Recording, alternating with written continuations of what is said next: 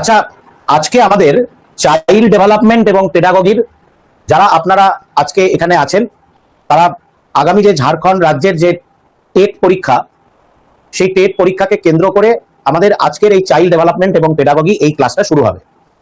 আমি এর আগেই আপনাদের গ্রুপে দেখবেন যে এই চাইল্ড ডেভেলপমেন্ট এবং পেডাগগি অর্থাৎ আমাদের ভারতবর্ষের বিভিন্ন রাজ্যের যে টেটের সিলেবাস, সেটা কিন্তু আমাদের national council for teacher education এটা অ্যাপ্রুভড, এবং মোর অর লেস বিভিন্ন রাজ্যের টেটের যে কারিকুলাম সেটা কিন্তু প্রায় এক।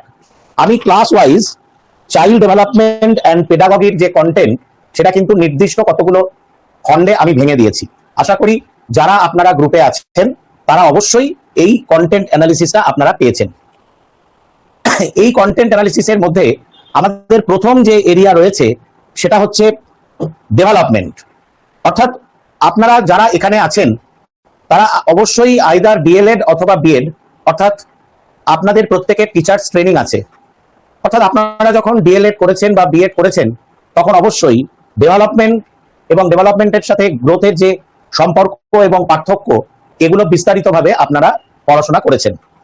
তা আমি এর আগেই যখন এখানে ক্লাস নিয়েছি তখন ইতিমধ্যেই আমাদের যে কন্টেন্ট অ্যানালিসিস আমরা গ্রুপে দিয়েছি, আপনারা একটু দেখুন।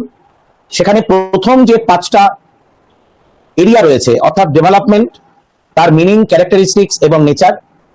2 নম্বর হচ্ছে গ্রোথ ভার্সেস ডেভেলপমেন্ট, অর্থাৎ বৃদ্ধির সাথে বিকাশের কি কি পার্থক্য রয়েছে, তাদের মধ্যে কি সম্পর্ক রয়েছে, উদাহরণ সহ এগুলো ডিটেলস কিন্তু আমরা ইতিমধ্যে আলোচনা করেছি এবং সেই ক্লাসগুলো আপনারা আপনাদের অ্যাপসে পেয়ে যাবেন, সেগুলো কিন্তু রাখা রয়েছে। এরপর হচ্ছে ডেভেলপমেন্ট অ্যান্ড লার্নিং। আমরা এমসিকিউ প্রশ্নগুলো নিয়ে আলোচনা করব, আমি কিছু এমসিকিউ দেব, সেগুলো আমরা আলোচনা করব, কিন্তু এই ডিটেলস যে বোঝানোর ব্যাপারটা সেটা কিন্তু অলরেডি এই ক্লাসগুলো হয়ে গেছে, আপনারা কিন্তু আপনাদের অ্যাপসে এগুলো পেয়ে যাবেন। 4 নম্বর এরিয়াতে পিয়াজে থিওরি। অর্থাৎ আপনারা জানেন যে জাঁ পিয়াজে তিনি একজন জেনেটিক এপিস্টেমোলজিস্ট ছিলেন।